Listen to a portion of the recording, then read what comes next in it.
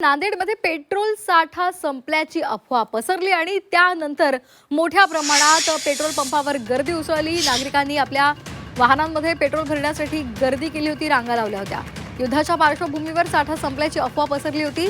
या अफवांवर विश्वास न ठेवण्याचं आवाहन करण्यात आलेलं आहे। अमेरिका, इस्रायल, इराणमध्ये सुरू असलेल्या युद्धामुळे भारतातील पेट्रोल साठा संपणार आणि पेट्रोल महागणार अशी अफवा सोशल मीडियावर पसरल्यामुळे नांदेडमध्ये पेट्रोल पंपावर तुफान गर्दी उसळली होती।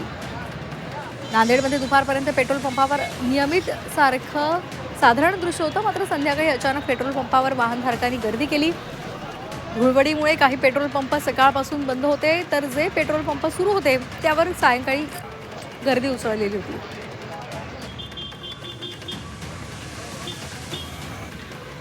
जेव्हा पंपावर आलो, इथं आल्याबरोबर आम्हाला असं वाटलं की हे काय चालू आहे हे बघून आम्ही पहिले पेट्रोलचं टँक फुल करण्यासाठी पोहोचलो पंपावर। प्रत्येक ज्या त्या पेट्रोल पंपावर पाहता तर कुठं कुठं क्लोज झालेले आहेत पंप आणि कुठं कुठं पाहू लागले तर भरपूर गर्दी जाणवत आहे। इराणनं पेट्रोल बंद केलं अशी न्यूज उडाली, त्याच्यामुळं थोडं गर्दी जास्त वाढली।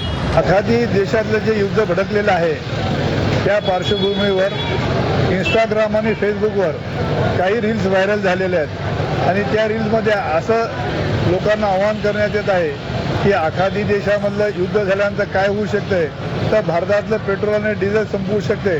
तसेच पेट्रोलचे जे डिझेल भाव आहेत ते 250 रुपयापर्यंत लिटरपर्यंत जातील, अशा प्रकारची एक अफवा सामान्य नागरिकांमध्ये पाहावयास मिळत आहे। त्यामुळं आज नांदेड शहरामध्ये दिवसभर कोणत्याही पेट्रोल पंपावर रश नव्हती, पण संध्याकाळी 6च्या नंतर अचानक जेव्हा पेट्रोल पंपावर रश वाढली, नांदेडचे जिल्हाधिकारी श्री राहुल करडेले त्यांना भ्रमणध्वनीवरून माहिती दिली की आपण जिल्हा माहिती केंद्राच्या माध्यमातून अशा प्रकारच्या अफवेवर विश्वास ठेवू नका, असं आपण नागरिकांना आवाहन करा।